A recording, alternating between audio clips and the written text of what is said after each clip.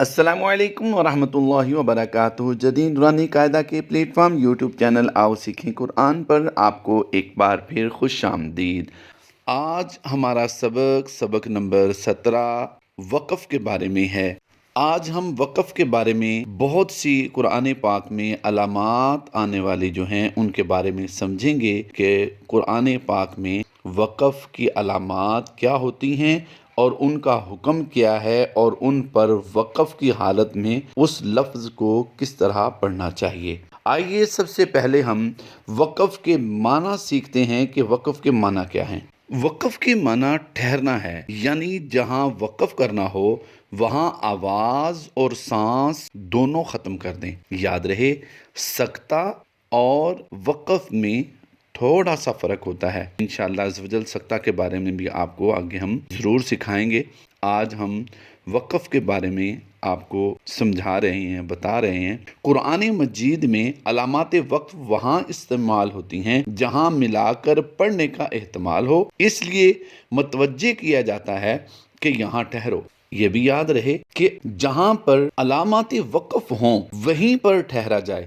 اگر کہیں اور آپ کا سانس ٹوٹ رہا ہو یا کسی اور وجہ سے آپ وہاں پر وقف کر دیں تو ایسی صورت میں پچھلے چند الفاظ سے جہاں سے معنی مل رہے ہوں وہاں سے ملا کر اس لفظ کو پیچھے سے پڑھیں۔ ایسی صورت کو اعادہ کہتے ہیں، یعنی وقف کرنے کے بعد پیچھے سے ملا کر پڑھنے کو اعادہ کہتے ہیں۔ قرآن پاک میں وقف کرنے اور نہ کرنے کے مختلف نشانات ہیں، مثلا طا، زا، میم، جیم، صاد یا لام الف وغیرہ وغیرہ۔ اسی طرح جیم ہے اور جیم پر پھر اوپر 3 نقطے لگے ہوئے ہیں۔ ان 3 نقطوں کو کیا کہتے ہیں؟ آئیے ان کے بارے میں سمجھتے ہیں کہ اس علامت کو، یعنی 3 نقطے جو لگے ہوئے ہیں، اس علامت کو معانقہ کہتے ہیں۔ اور قرآن پاک میں جہاں جہاں یہ معانقہ آتا ہے وہاں پر یہ 3 ڈوٹ والی جو آیت درمیان میں گھری ہوتی ہے اسے معانقہ کہتے ہیں۔ اور جیسا کہ آپ اس وقت سورۃ الاعراف کی آیت نمبر 172 میں بھی دیکھ رہے ہیں، 172 جو آیت ہے سورۃ الاعراف کی، اس میں بھی آپ دیکھ رہے ہیں کہ باہر حاشیے کے ساتھ میم اور عین لکھا ہوا ہے، یعنی ما لکھا گیا ہے۔ یہ مخفف ہے معانقہ کا۔ ان 3 نقطوں میں گھری ہوئی عبارت کو معانقہ کہتے ہیں، جیسا کہ آپ سورۃ القدر میں دیکھ رہے ہیں کہ اگر ہم نے 4 آیات پڑھ کر وقف کر دیا تو ہم پھر 4 کے بعد جو 5ویں آیت ہے اس پر ہم وقف نہیں کریں گے۔ اس کی وجہ کیا ہے؟ آئیے سمجھتے ہیں۔ اب سورہ قدر کے بارے میں دیکھیے، غور کیجئے۔ 4 آیات مکمل ہوئی اور یہاں پر 4 گول دائرے کے اندر لکھا ہوا ہے، اس پر لام الف ہے۔ لام الف کا حکم یہ ہے کہ یہاں پر نہ ٹھہرا جائے، اور معانقہ کا مطلب ہے، یعنی یہاں پر جو 3 نقطے لگے ہوئے ہیں اس کا حکم یہ ہے کہ یہاں پر اگر آپ نے وقف کر لیا تو پھر آگے وقف نہیں کریں گے جہاں پر بھی یہ 3 ڈوٹ آئیں گے، اور اگر آگے آپ نے وقف کرنا ہے تو پھر یہاں پر آپ ملا کر پڑھیے۔ تو اس کو پڑھنے کا طریقہ کیا ہوگا؟ آئیے اس کو سمجھیے۔ من کل امر سلام، یعنی ہم نمبر 4 جو آیت کا نشان ہے یہاں پر ہم وقف کر سکتے تھے، لیکن اوپر لام الف ہے تو حکم یہ ہونا تھا کہ یہاں پر وقف کرنے اور نہ کرنے میں اختلاف ہے۔ اس کے اوپر ہم نے 3 نقطے دیکھے۔ اب ان دونوں کی اہمیت جو ہے وہ گر گئی اور معانقہ کی اہمیت جو ہے وہ لاگو ہو گئی۔ اب یہ کیا کریں گے؟ معانقہ کے بارے میں حکم یہ ہے کہ یا تو ہم یہاں امر پڑھیں گے اور وقف کر دیں گے، امرن نہیں کریں گے، اور اگر ہم نے وقف نہیں کرنا تو پھر یہاں پر را دو زیر رین کے بعد سین حروف اخفا میں سے آ گیا تو ہم یہاں پر اخفا کرتے ہوئے غنہ کر دیں گے، اور امرین سلام، تنوین کو ہم وقف کی وجہ سے ساکن کر دیں گے، تو لہٰذا ہم یہاں پر امرین سلام، تو یہاں پر ہم نے وقف کرنا ہے۔ اب یہاں پر سلامن کے آگے دیکھیے آپ، کاف اور فا کی علامت ہے، हुक्म तो ये था कि यहाँ पर वक़्फ़ किया जाता, ये सीगा अमर है, इस पर वक़्फ़ बेहतर था।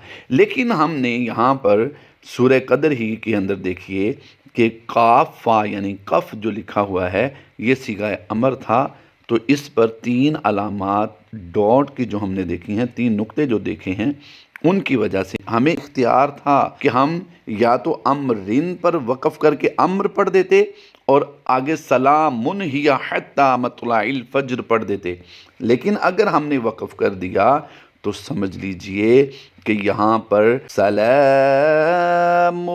हिया हत्ता मतलाइल फज्र, तो इस तरह इसको पढ़ेंगे। यानी कुल मिलाकर गुफ्तगू ये हुई कि इन तीन नुक्तों में घिरी हुई इबारत के या तो पहले नुक्तों पर ठहरा जाएगा और अगले नुक्तों पर नहीं ठहरेंगे, या दूसरी सूरत ये होगी कि पहले नुक्तों पर ना ठहरा जाए और अगले नुक्तों पर ठहरा जाए।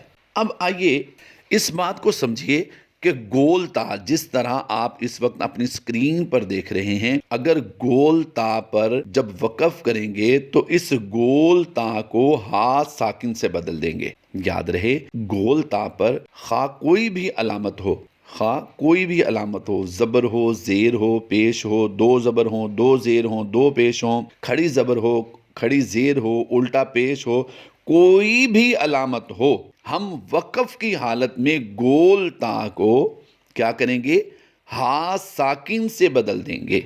जिस तरह आप इस वक्त अपनी स्क्रीन पर भी देख रहे हैं, रक़बतिन, ये हालत वसल में रक़बतिन है, लेकिन जैसे ही हम वक़्फ़ की हालत में पढ़ेंगे कोई अलामत वक़्फ़ में से कोई अलामत आ गई, जैसा कि इस वक्त आप अपनी स्क्रीन पर अलामत वक़्फ़ में से तौ देख रहे हैं, तो यहाँ पर वक़्फ़ करना बेहतर होता है। तो हम क्या करेंगे, रक़बतिन को क्या करेंगे, रक़बह, यानी ता को हमने हा साकिन से बदल दिया और 2 ज़ेर की जगह हमने जज़म लगा दी हैं। इसी तरह कुव्वतन, यानी 2 ज़ेर थी तब भी हमने हा साकिन से बदल दिया था, और इसी तरह अगर 2 ज़बर भी आ जाएं तब भी हम गोल ता को हा साकिन से बदल देंगे वक़्फ़ की हालत में।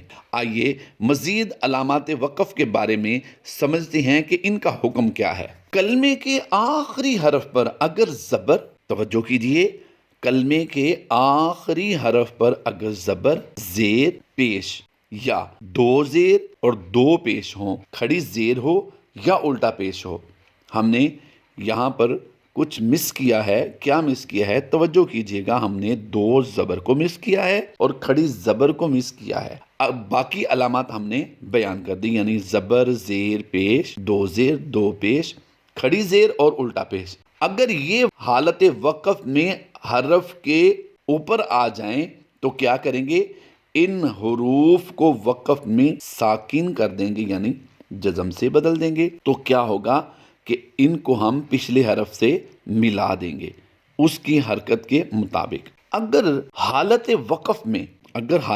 वक़्फ़ में खड़ी ज़बर, हुरूफ मद्दा और साकिन हरफ आ जाएं तो ये वक़्फ़ में नहीं बदले जाते, वक़्फ़ में इनको तब्दील नहीं करते। इसी तरह 2 ज़बर की तनवीन अगर वक़्फ़ की हालत में हो तो उसे अलिफ मद्दा से बदल देते हैं। मिसाल के तौर पर हम यहाँ पर आपको दिखाते हैं, नबीयन लफ्ज़ है, नबीयन, या 2 ज़बर यन की तनवीन है। अच्छा, यहाँ पर हमने 2 ज़बर के साथ अलिफ भी दिखाया है, तो नबीयन 2 ज़बर वाला जो अलिफ है इसको हम अलिफ मद्दा से बदल देंगे, इसको हम हालत वक़्फ़ में अलिफ मद्दा से बदल देंगे, यानी ये बन जाएगा हालत वक़्फ़ में नबीया, अलिफ मद्दा करते हुए कुछ हम थोड़ा सा इसको लंबा कर देंगे। लेकिन इसी तरह अगर ये अलामत अलिफ के बगैर आ जाए, जैसा कि इस वक्त सूरतुन निसा की पहली आयत में आप पहला वक्फ जो देख रहे हैं, रिजालन कसीरन व निसा, जीम वक्फ़े जायज़ की अलामत है। आपको समझाने के लिए हमने यहाँ पर वक़्फ़ कर दिया, और चूंकि यहाँ पर वक़्फ़ करना भी जायज़ है तो हमने यहाँ पर وقف کیا، اور یہاں پر یہ بات سمجھانے کی کوشش کی ہے کہ دو زبر کی تنوین کے ساتھ الف ہو یا نہ ہو، دو زبر کی تنوین کو ہم نے الف مدہ سے بدل دینا ہے، دو زبر کی تنوین کو ہم نے وقف میں الف مدہ سے بدل دینا ہے۔ تو یہاں پر اس کا وقف ہم کیسے کریں گے؟ کثیرا ونساء،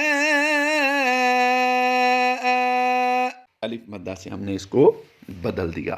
ایک بہت اہم بات مزید سمجھ لیجئے، مشدد حرف یعنی جس حرف پر شد ہو اسے مشدد کہتے ہیں۔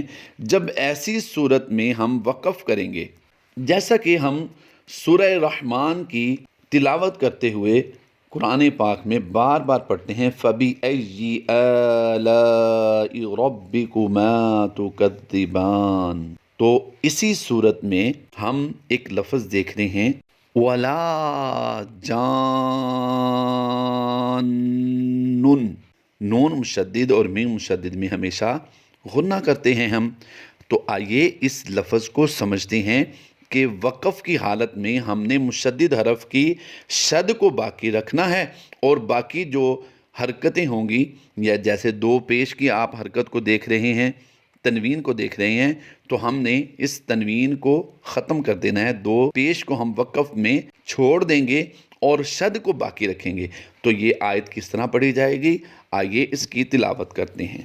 فَيَوْمَئِذٍ لَا يُسْأَلُ عَنْ ذَنبِهِ إِنسٌ وَلَا جان،